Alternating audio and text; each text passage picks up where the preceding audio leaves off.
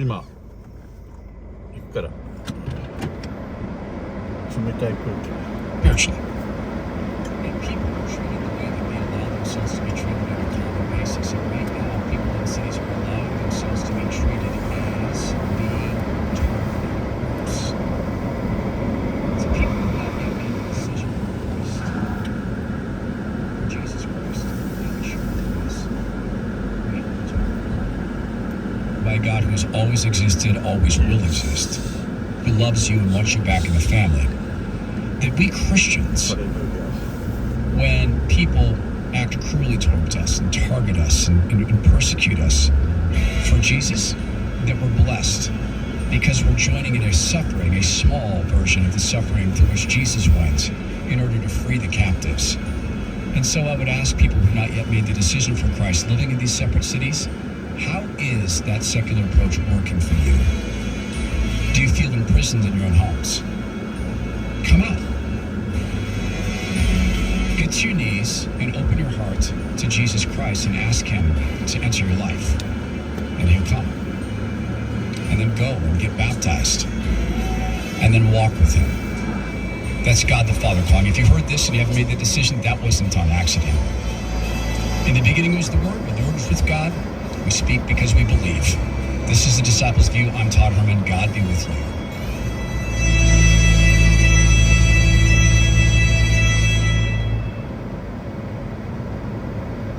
The views and opinions expressed in this broadcast may not necessarily reflect those of the American Family Association or American Family Radio. 90.5 KTXG, Greenville, Dallas. State employee, you have the opportunity to support the American Family Association through the combined federal campaign by designating a monthly payroll deduction using 12037. You help AFA continue to fight for your family. So when you complete your CFC form, remember, AFA's number is 12037. And thank you for your help. This is American Family Radio, the listener-supported ministry of the American Family Association.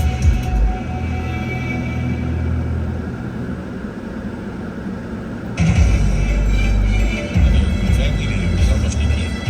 President Biden is celebrating the release of Iran will resume to allow more Americans to come home. Jared Halpern has more. In a statement confirming the release of 5 Americans who the Biden administration says were wrongfully detained in Iran, President Biden also says it's a day to remember those who did not return, demanding the Iranian regime give a full account of Bob Levinson. Levinson is a former FBI agent who disappeared in Kish Island, Iran in 2007. It's long been believed he has been in the custody of the Iranian government. The Biden administration is sanctioning Iran's former president Mahmoud Ahmadinejad and the Iranian Ministry of Intelligence for their involvement in wrongful detentions. President Biden also issued a warning to Americans not to travel to Iran because of the high risk of kidnapping and arbitrary arrest. In Washington, Jared Halpern, Fox News. About 12,700 members of the United Auto Workers Union are on strike against the Detroit Big Three car manufacturers. One of the plants where workers are striking is a Ford assembly plant in Wayne, Michigan. President Biden says he's sending top administration officials to help mediate, but Stephen Summers says the government should stay out of it. It's our fight. Let us fight our fight. I mean, that's all we want. We don't want to hurt the economy. We don't want to be here not getting paid. Peanuts. But, it's our fight. It's a fight for our life. A man and a woman have been arrested and charged with murder after a 1-year-old died and 3 other children were injured after opioid exposure at a Bronx, New York daycare center on Friday. CB Cotton has the latest from outside the closed daycare center in the Bronx. Police arriving to the scene to find 3 children unresponsive from what may have been fentanyl exposure. A 4th child had gone home early and then had to be rushed to the hospital by his mother. A police source telling me this daycare may have been a front for a drug operation. Now the daycare's owner, Gray Mendez, she is charged and she was silent as she walked handcuffed out of the police precinct yesterday. Her attorney tells me she didn't know about the drugs found in her daycare. Conservative political pundit and former Texas political leader is not surprised the Texas State Senate quickly acquitted Attorney General Ken Paxton at his impeachment trial. Chad Groening has more. On Saturday, the Texas Senate acquitted the Republican AG on all 16 impeachment charges, alleging corruption and bribery.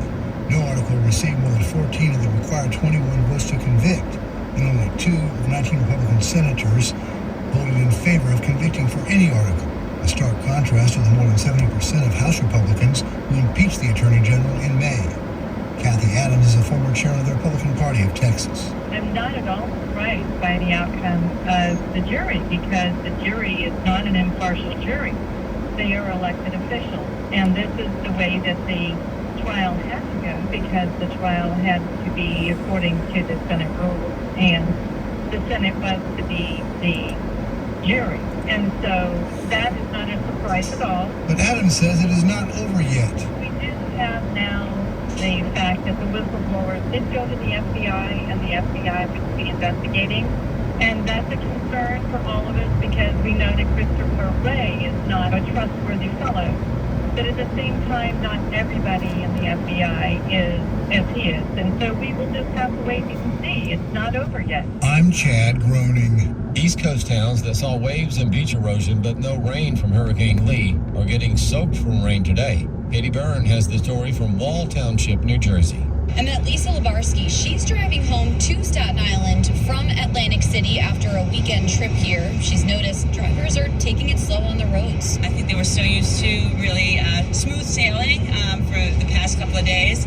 Actually, I was kind of impressed. People are nice and slow, being very attentive, so far so good. And depending on where you live in the Northeast, you could really use the rain. Most of New Jersey is in a deficit of 1 to 4 inches for how much rain they usually get by this time of year. People who live in New England, they're getting wet again today too. They're in a flood watch. In Wall Township, New Jersey, Katie Byrne, Fox Weather. More news online at afn.net and on the AFN mobile app. I'm Rusty P. Interested in seminary but don't think it will work in this season in life? Wesley Biblical Seminary offers flexible options that allow you to take classes live no matter where you are. At WBS, we don't just educate people, we develop trusted leaders for faithful churches. It's time for you to respond to the calling God has on your life. Take classes from an institution that you can trust for a calling that will not go away. Learn more about your opportunities at wbs.edu. That's wbs.edu.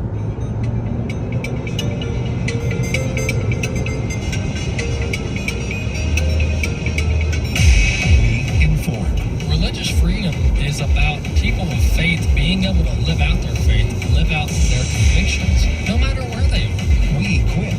This is a battle of worldviews. And we activate.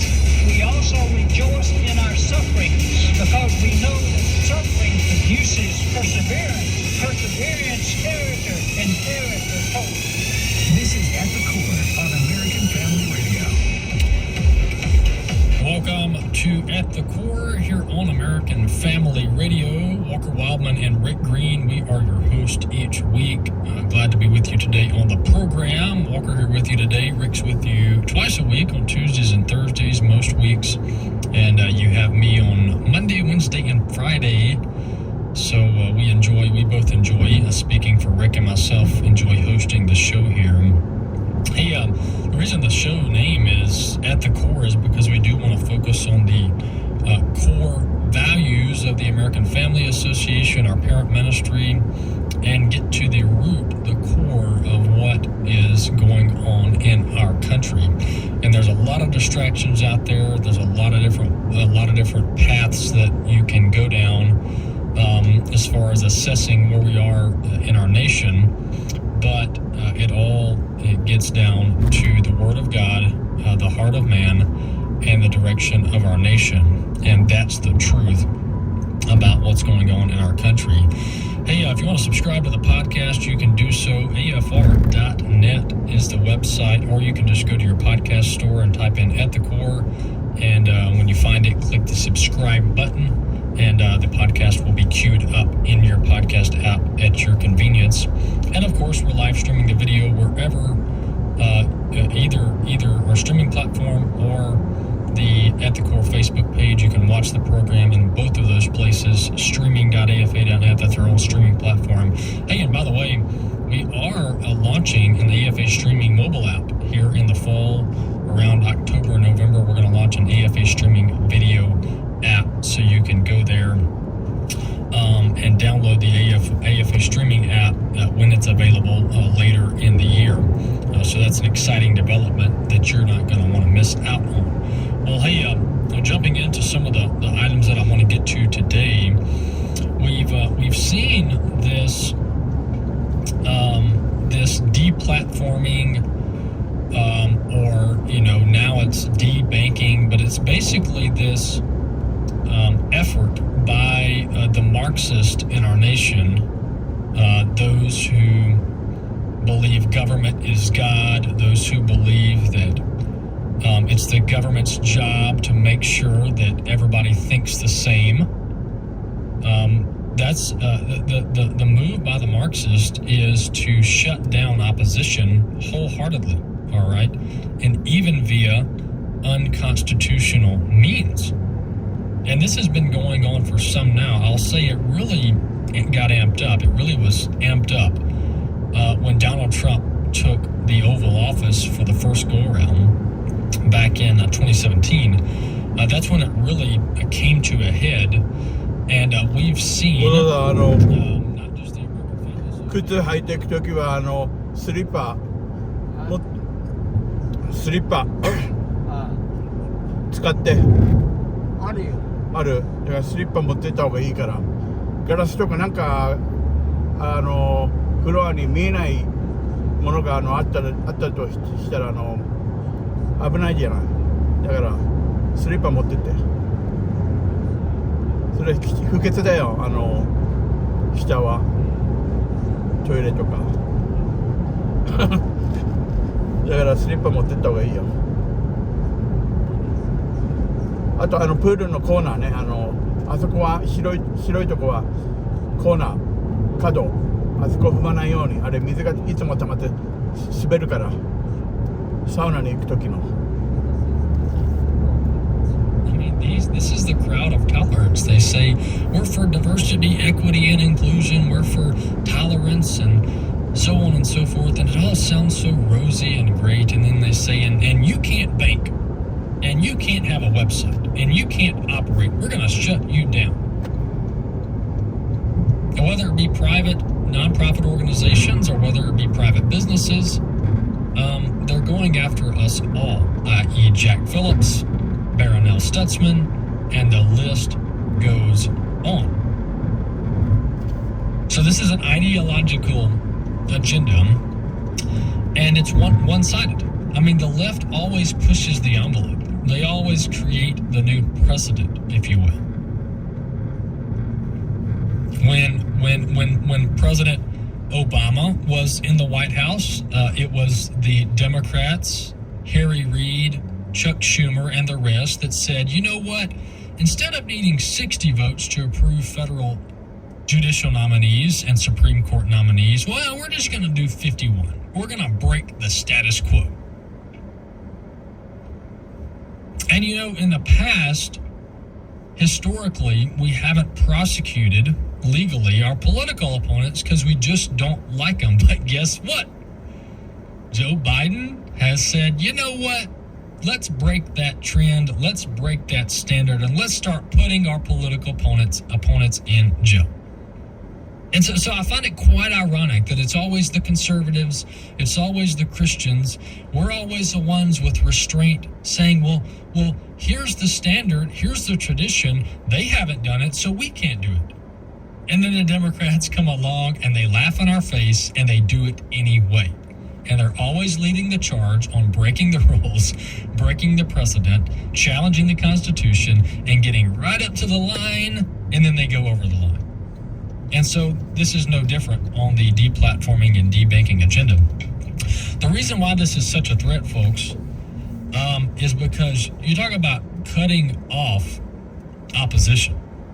And we see, of course, the politicization of our law enforcement agencies going after Trump, going after anybody who dares to stand with him, going after pro-lifers, and the list goes on. But what they're trying to do through the private sector is skirt the Constitution. What the Marxists are trying to do through the private sector is skirt the First Amendment, the freedom of speech and the freedom of religion. And here's what they're doing. They're going to And the Southern Poverty Law Center has been the cog in the wheel. I mean, that they are right in the middle of all this. They are the linchpin to this grenade, if you will. So the Southern Poverty Law Center comes out a long time ago, over a decade ago, and they create this hate list. It sounds so scary, doesn't it? So they create this hate list. They immediately begin putting false labels on groups like the American Family Association. And then the media, right, because they're all working together, the media conglomerates, the CNN, the MSNBC, etc., they come out and they say, well, you know what we can do to really hurt these organizations? We can cite the organizations in the media, and then we can say an SPLC designated hate group. Right? That's what they do. And so the SPLC gets this credibility. The media uses it to parrot the SPLC hate group list. And then they go to the banks, the website hosting providers, all these different critical components of operating an organization in America in 2023. And they say, you know what? Do you really want to have a hate group as one of your banking clients? Do you really want to have these mean Christians? Do you really want to host their website? I mean, that looks really bad on your company. And many of the banks and many of the website hosting platforms go, you're right. We're just going to cancel their subscription. We're going to cancel their plan. We're not going to service them anymore because we don't want to be a part of this supporting mean people stuff, which of course is all built on a false premise. So this is where we are today. And we've got, I've got a couple different stories related to this, but our prime example here at American Family Association was a credit card processing company, Stripe. They're out of San Francisco, imagine that. And several years ago, they, within the matter of like a week or two, they canceled our credit card subscription, our credit card processing software. They just canceled it. And then so one evening we leave the office, the next morning we come in and we can't take credit card donations. And of course they give us these vague, overly broad reasons. But look, let's get to the reality of it. Nothing about our organization, nothing about how we operate has changed since we began using them to the time they canceled us. Nothing changed. And here's the terminology they use. They love to use this. Oh, you guys are engaging in risky activity. What? Risky activity? but these same type companies will process credit card payments for the pornography industry, for the marijuana industry, and for the cartels. Oh, we don't know about that. We're not processing money for the cartels. Oh, really? How do you think the cartels do their banking? You just don't know it. Or you do and you're not admitting it. Oh, we'll process, the bank accounts for Hunter Biden and his cocaine apparatus and his foreign shady business deals with China and Russia and Ukraine.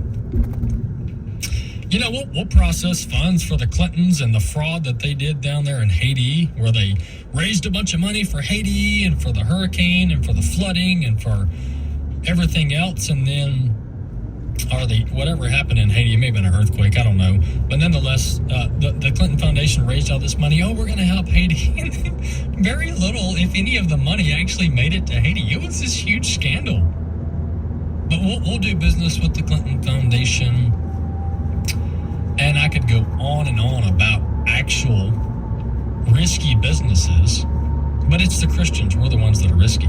But this is where they want to take this, because what they're effectively doing, and what's unfortunate is that we are in an era where services like website hosting, services like banking, services like credit card processing are fundamental to operating.